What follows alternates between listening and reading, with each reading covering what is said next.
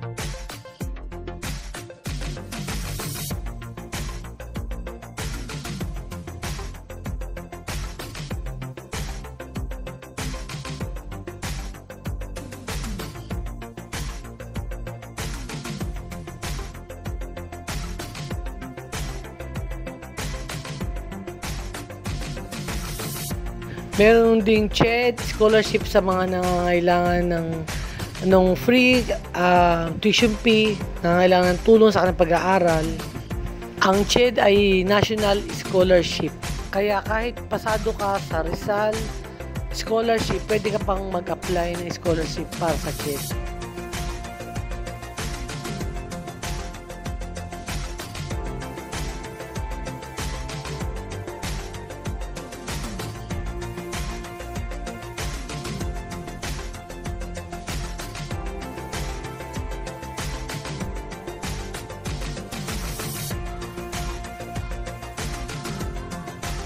Ito yung mga napag-aaralan sa TESDA. May food and beverage.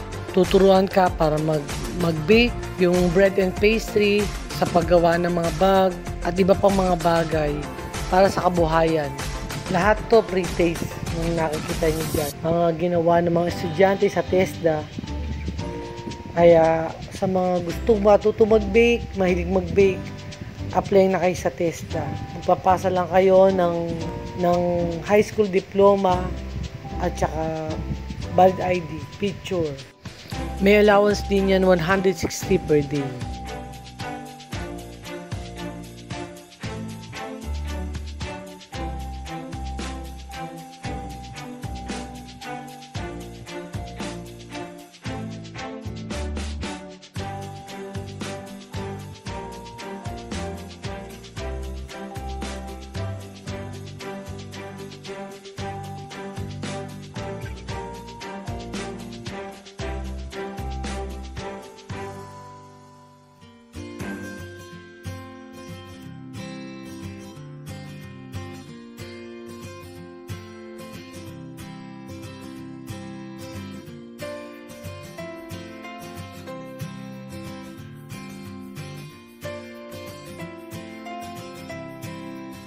Dito makikita natin si First Lady Lisa Marcos, si Governor Nina Inares, si Attorney Acosta na bumisita sa Inares Center at nagbigay ng pondo para sa mga taga Rizal.